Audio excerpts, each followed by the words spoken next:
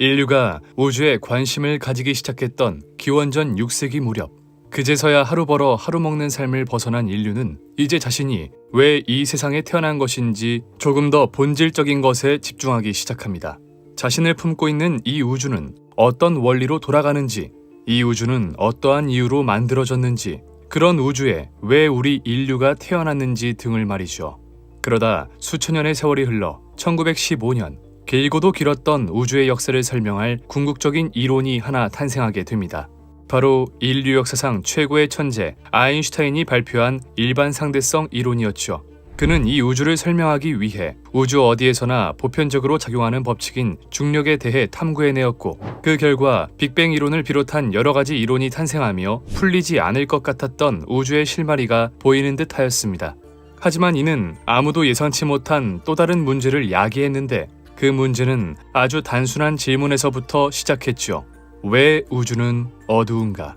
매우 단순하면서도 설명하기에는 어려운 이 간단한 질문은 현대 우주론을 엄청난 속도로 발전시켰고, 그 결과 재미있게도 빅뱅 이론을 더욱 완벽하게 만들어 주었습니다. 그 과정에서 빅뱅 이론이 틀렸다고 주장하는 학자들도 여럿 있었지만, 그러한 반박들은 빅뱅 이론의 입지를 더욱 공고히 해줄 뿐이었죠.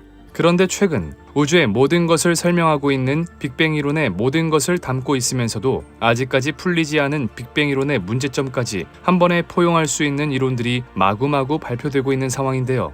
그중 한 이론은 우리의 우주가 어떠한 생명체의 일부라는 아주 흥미로운 이론이었죠. 오늘 방구석에서 알아볼 과학, 사실 우주는 누군가의 몸속이다? 지금 바로 시작합니다. 1975년 자기 유사성을 갖는 기하학적 구조를 연구하던 수학자 브누아 망델브로, 자기 유사성이란 쉽게 말해 어떤 도형의 작은 일부를 확대해 봤을 때 그 도형의 전체 모습이 똑같이 반복되는 도형으로 우리에겐 흔히 플렉탈이라는 이름으로 알려져 있죠. 플렉탈은 아무리 확대해도 그 전체의 모습이 계속해서 보인다는 신기한 점으로 학계에서 굉장히 주목받고 있는 이론이었는데, 신기한 점은 그것이 단순한 수학뿐만이 아니라 우리들의 주변, 자연에서까지도 관찰된다는 것이었습니다. 그러자 몇몇 과학자들은 아주 재미있는 이론을 하나 가져오게 되는데, 우리의 우주가 사실은 거대한 무언가의 일부분일 뿐이라는 것이었죠. 쉽게 말해 이 우주를 하나의 입자라고 보고, 그 우주를 이루고 있는 무수한 입자들 속에 또 다른 거대한 우주가 재현되고 있다는 것이었습니다. 이를 주장하는 학자들은 이를 확장시켜 홍채가 성운과 비슷하게 생겼고, 인간의 신경세포가 우주 거대 구조와 흡사하며 세포의 분열 과정이 별의 죽음과 비슷한 모양이라는 등의 예로 플렉탈 우주론을 주장하였는데요. 더 나아가 우주는 누군가의 몸속일 수 있으며 우리의 몸 또한 수많은 우주로 이루어져 있다는 주장까지 확장되기도 하였습니다. 하지만 안타깝게도 이는 사실 과학계에서는 진지하게 논의되지 않는 주제로, 진지하게 우주론을 연구하는 학자들 사이에선 그저 유사과학 중 하나로 불리고 있는 이론인데요. 그들은 우주 거대 구조와 신경세포가 유사하다는 점을 들어 플렉탈 우주론이 사실이라고 주장하지만, 단순히 둘이 비슷하게 보인다는 사실만을 근거로 들어 둘을 같은 것으로 치부하는 것은 과학이라고 부를 수 없었죠. 뿐만 아니라 인간의 신경세포는 줄기세포가 분화하여 만들어지는 것인 반면, 우주 거대 구조는 빅뱅 이후 퍼져있던 암흑물질이 중력에 의해 응집되어 만들어진 구조인데, 즉 겉보기에는 비슷해 보일지 모르지만 둘은 모든 것이 다를 수밖에 없는 것들이었습니다. 게다가 정작 그들이 주장하는 대로 우주 거대 구조와 생물의 신경계는 전혀 닮지도 않았는데, 신경세포인 뉴런부터가 시냅스, 세포핵, 축삭 등의 단순하지 않은 구조를 가지고 있으며, 뉴런의 종류도 우리가 일반적으로 아는 우주 거대 구조와 유사하게 생긴 그 뉴런만 있는 것도 아니었습니다.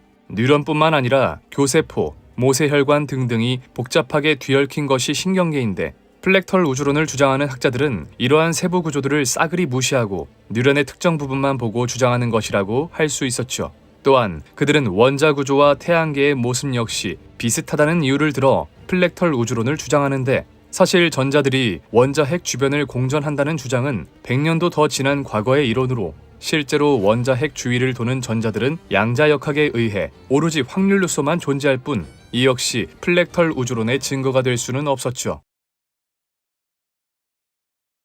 사실 플렉탈 이론보다 더욱 많은 지지를 받고 있는 이론은 따로 있었습니다. 어떤 면에서는 플렉탈 이론과 유사하다고 할 수 있지만 본질적으로는 또 다르다고도 할 수 있었는데요. 플렉탈 이론이 우리보다 고등한 생명체의 일부분, 혹은 거대한 무언가를 이루는 것의 일부분이라는 이론이었다면, 시뮬레이션 이론은 우리보다 고등한 생명체가 우리를 시뮬레이션하고 있다는 것이었습니다. 1927년 조르주 르메트르가 아인슈타인의 장방정식을 풀이해 탄생한 위대한 이론 빅뱅 우주론. 그로부터 약 100여 년에 가까운 시간이 흘러 이 당시 제기되었던 대부분의 의문은 해결이 되었으나 오랜 세월 동안 계속된 연구 끝에도 아직까지 밝혀내지 못한 부분도 여전히 존재하고 있었습니다. 빅뱅으로 태어난 이 우주는 어떤 이유로 대폭발을 일으켰으며 그로 인해 탄생한 이 광활한 우주 중에서 왜 하필 우리 은하 속 태양계에 속해 있는 이 지구에 우리와 같은 생명체를 탄생케 했냐는 것이었죠. 솔직히 누군가와 일부러 이렇게 짜맞췄다고 하지 않는 이상 이러한 신기한 현상을 설명할 방법은 딱히 없었습니다. 급기야 일각에서는 이에 대해 이런 주장을 펼치게 되는데요. 사실 우주는 고도의 과학기술로 만들어진 시뮬레이션 아닐까? 다시 말해 우리가 살고 있는 이 우주가 사실은 누군가의 컴퓨터 속 혹은 어떤 정체를 알 수 없는 과학기술로 인해 탄생한 시뮬레이션에 불과하다는 것이었죠. 이에 대해 테슬라, 스페이스X, 뉴럴링크의 CEO인 일론 머스크는 2016년 참여한 한 학회에서 이런 이야기를 하기도 합니다.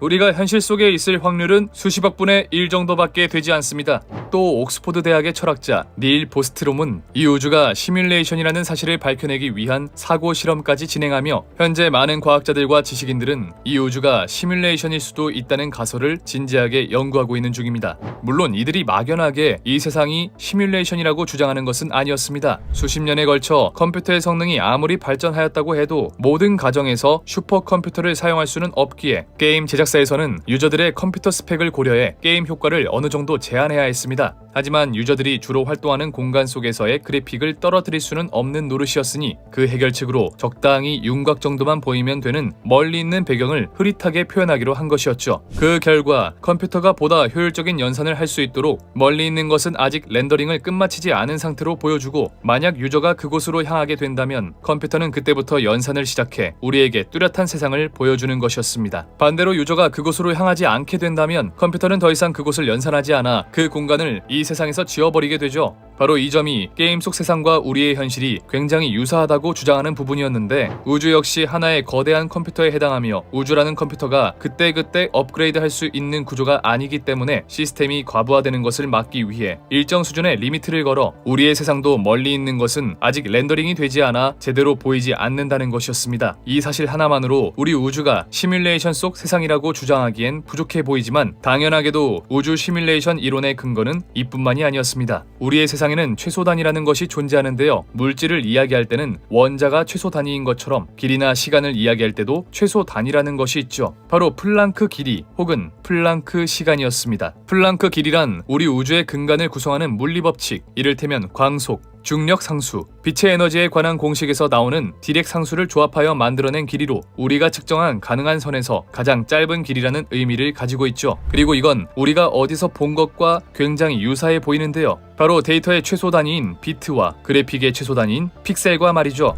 이들 역시 1비트, 1픽셀이 최소 단위로 0.2비트, 1.4픽셀 같은 건 정의되지 않은 값이죠. 이상한 건 이뿐만이 아니었습니다. 아인슈타인의 특수상대성 이론에 의해 이 우주에서 가장 빠른 존재는 초속 2억 9,979만 2,458m로 움직이는 빛밖에 없으며, 우주에 존재하는 그 어떤 물질도 이 속도를 넘어설 수는 없죠. 때문에 우주 시뮬레이션 학자들은 이 우주의 무한한 연산을 방지하기 위해 초속 3억 킬로미터라는 빛의 속도로 연산을 제한한다고 주장합니다. 빛보다 빠른 물질은 존재할 수 없기 때문에 그 이상을 연산할 필요도 없고, 우주라는 컴퓨터가 무리 없이 연산할 수 있는 수준이 바로 초속 3억 미터라는 것이죠. 그에 따라 우리 우주가 끊임없이 팽창하는 이유도 이제 막 렌더링을 끝마친 곳이 우리에게 보이는 것이고, 그 너머의 우주가 보이지 않는 것은 아직 렌더링이 진행 중이기 때문이라는 것이었습니다. 우주 시뮬레이션 이론을 뒷받침하는 증거는 이 외에도 여럿 존재하고 있었는데요. 2003년 옥스포드 대학의 철학자 닐 보스트롬은 "당신은 컴퓨터 시뮬레이션 속에 살고 있는가? 라는 제목의 도발적인 논문을 발표하게 됩니다. 그는 매우 상식적이고 일반적인 수준의 생각을 기반으로 이 우주가 시뮬레이션일 수밖에 없는 이유를 설명하는데요. 먼저 첫 번째, 인류가 충분히 발전한다면 언젠가는 우주 전체를 컴퓨터로 시뮬레이션 할 수 있을 것이다. 두 번째, 그 정도로 발전한 인류가 단 한 개의 시뮬레이션만을 돌릴 이유는 없다.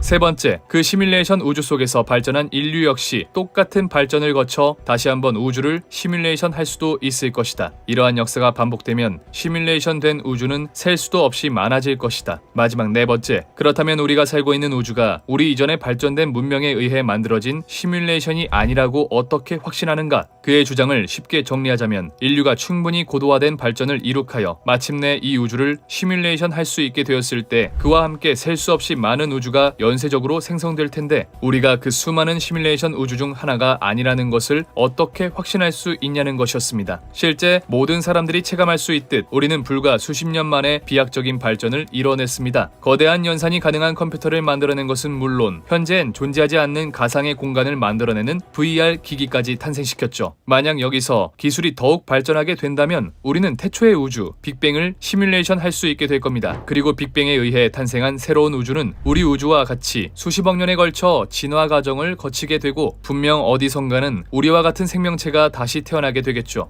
그리고 이 생명체 역시 오랜 세월에 걸쳐 발전하게 될 것이고 이들 역시 발전한 기술력을 바탕으로 만물의 근본을 궁금해하며 다시 한번 빅뱅을 시뮬레이션으로 돌리게 될 것입니다. 물론 우리가 빅뱅을 재현할 정도로 기술력이 발달하지 않을 수도 있지만 이는 닐 보스트롬의 첫 번째 전제, 인류가 충분히 발전한다면 언젠가는 우주 전체를 컴퓨터로 시뮬레이션 할 수 있을 것이다를 위반하게 됩니다. 또 우리가 만든 시뮬레이션 속에서 우연히 생겨난 특정한 우주에서는 굳이 과거를 궁금해하지 않아 시뮬레이션을 반복하지 않을 수도 있겠지만 그 가능성은 거의 제로에 가깝겠죠. 그렇다면 우리에게 남는 결론은 단 한 가지뿐입니다. 이미 우리는 시뮬레이션 안에 거주 중이다. 물론 지금까지 알아본 바에 의하면 우리 우주가 시뮬레이션이 아니라고 부정할 증거는 찾아볼 수 없었습니다. 하지만 동시에 우리 우주가 시뮬레이션이라는 증거를 찾아볼 방법 역시 존재하지 않았죠. 때문에 이 우주 시뮬레이션 우주론은 빅뱅 우주론을 위협하는 굉장히 유력한 가설이지만 안타깝게도 그 증거를 찾아볼 수 없기에 아직까지는 약세인 상황입니다.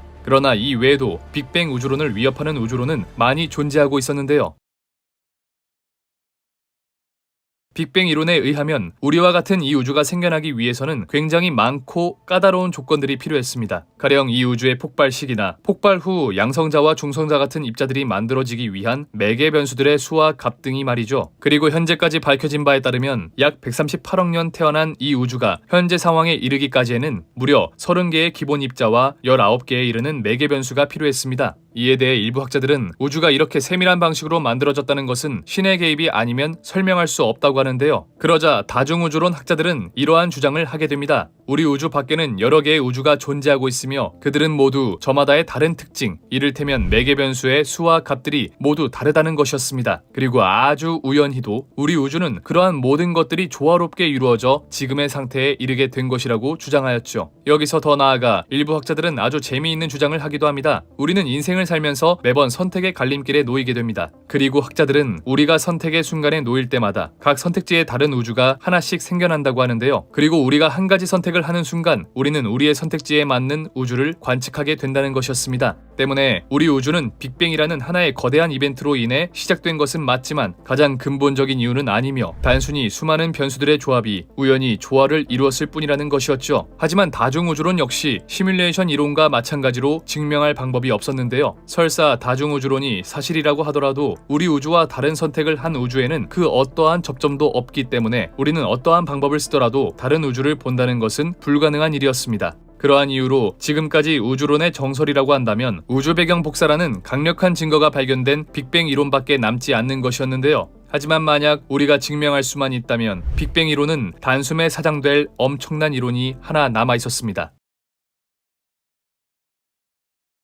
1915년 일반 상대성 이론 발표를 통해 중력 이론의 완성이라는 큰 목표를 이룬 아인슈타인은 이제 어떠한 새로운 발견을 하기보다는 이 세상의 본질에 대해 탐구하고 싶었습니다. 그리고 그는 이 세상에 존재하는 만물이 결국엔 모두 하나에서 왔다는 생각으로 자연계에 존재하는 기본적인 힘을 하나로 통합하기로 하는데요. 그 당시까지만 해도 알려진 힘은 중력과 전자기력밖에 없었기 때문에 이 둘만 통합하면 드디어 인류는 우주의 본질을 찾게 되는 것이었죠. 하지만 야속하게도 이는 그로부터 100여 년이 흐른 지금까지도 여전히 물리학의 커다란 과제로 남아 있습니다. 자연계에 존재하는 힘인 강력, 양력, 전자기력, 그리고 중력을 하나로 통합하기 위해서는 물리학의 양대 산맥인 일반 상대성 이론과 양자역학을 하나로 통합해야 했기 때문이죠. 강력과 양력, 전자기력은 미시세계에서 벌어지는 일을 설명하는 힘인 반면 중력은 그보다도 훨씬 거대한 스케일의 거시세계의 일을 설명하는 힘인 만큼 이 둘을 하나로 통합한다는 이야기는 작은 것과 큰 것을 동일하게 만들어야 한다는 말도 안 되는 일이었습니다. 결국 빅뱅 이론으로는 이 모든 것을 하나로 통합할 수 없게 되자, 즉 우주의 근본을 설명할 수 없게 되자 일부 학자들은 아예 새로운 우주론을 가져오게 되는데요. 그렇게 그들이 가지고 온 것은 바로 이 모든 우주가 사실은 하나의 끈으로 이루어져 있다는 촉근 이론이었죠. 빅뱅 이론에 의하면 이 우주를 구성하던 초기 기본 입자의 수는 무려 30개나 된다고 합니다. 하지만 얼핏 보기에도 이렇게 많은 수의 입자들을 하나로 통합한다는 것은 굉장히 어려워 보이는데요.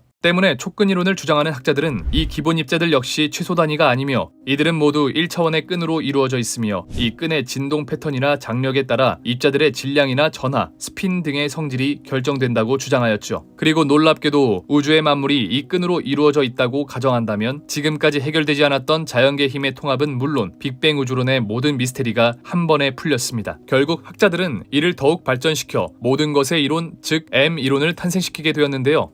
하지만 이 역시 앞서 알아본 이론들처럼 증명할 방법이 없다는 것이 가장 큰 문제였습니다. 어떠한 이론을 증명하는 방법은 이를 뒷받침할 강력한 증거를 찾거나 그 현상을 재현하는 것이죠. 그러나 이 이론의 증거를 찾기 위해서는 지금까지 물질의 기본 입자라고 생각했던 이들을 쪼개야 했지만 이는 현재 과학기술 수준으로는 불가능하기에 이를 증명하기 위해서는 그 현상을 재현하는 방법밖에 남지 않았습니다. 그들의 이론에 따르면 우주에 존재하는 모든 힘들은 특정 에너지에서 하나의 상태로 통합되어 있었다고 하는데 만약 이를 실험적으로 보일 수 있다면 M 이론은 마침내 우리 우주론에 마침표를 찍게 되겠죠. 하지만 그 특정 에너지의 수준은 무려 10의 19제곱 기가 전자볼트로 이 수치는 지금까지 우리 인류가 만든 가장 강력한 입자 가속기보다 대략 1000조배나 큰 에너지였습니다. 다시 말해 우리는 M 이론을 증명할 수 없다는 것이었죠. 따라서 촉근 이론이 매우 강력하고 단순하며 아름답기는 하지만 실험적인 증명이 불가능하기 때문에 아직까지는 표준 모형을 이기지 못하고 있는데요. 그러나 아직까지 촉근 이론만큼 표준 모형의 허점을 완벽하게 보완하는 이론이 없는 만큼 아직까지 모든 것의 이론의 후보로 불리고 있는 중입니다. 1915년 아인슈타인의 일반 상대성 이론을 시작으로 본격적인 우주의 역사를 이야기하기 시작한 인류.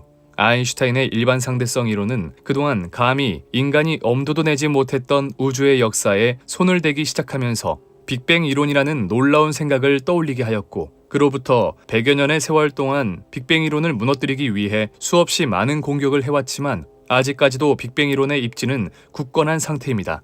물론 플렉탈 이론이나 시뮬레이션 이론, 촉근 이론이 빅뱅 이론의 모든 것을 포함하면서 또 동시에 빅뱅 이론의 모든 문제점들을 보완해주고 있는 듯하지만 이들 이론의 공통적인 문제점들은 이를 실제로 증명할 방법이 전혀 없다는 것이었는데요. 이들 주장은 대부분 우리보다 고등한 생명체, 한 단계 이상 높은 차원이 필요하다 보니 그보다 저열하고 그보다 낮은 차원에 살고 있는 인간이 이를 직접 증명할 방법은 없었죠.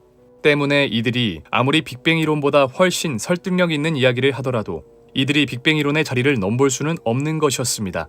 이러한 상황 때문에 일각에서는 수백 년에 걸쳐 만들어온 빅뱅이라는 탑을 무너뜨리기 위해 억지로 암흑물질과 암흑에너지를 비롯한 새로운 개념을 끼워 넣는 것이 아니냐고 할 수 있지만 사실 빅뱅 이론처럼 이 우주의 상황을 제대로 묘사하고 있는 이론은 없기 때문에 아직까지도 빅뱅 이론이 우리 우주를 설명하는 완벽에 가까운 이론일 수밖에 없었죠. 물론 아주 먼 미래, 아주 오랜 시간이 흘러 사실 빅뱅 이론이 틀리고 플렉탈 이론이나 시뮬레이션 이론, 촉근 이론이 맞다는 결론이 나올 수도 있지만 그럼에도 불구하고 21세기 우리가 믿을 수 있는 가장 확실한 우주의 이야기는 빅뱅 이론이었습니다. 과연 우리 우주를 설명할 완벽한 이론은 무엇이며 도대체 언제 우리는 이 우주의 진실을 알 수 있을까요? 지금까지 방구석 과학이었습니다.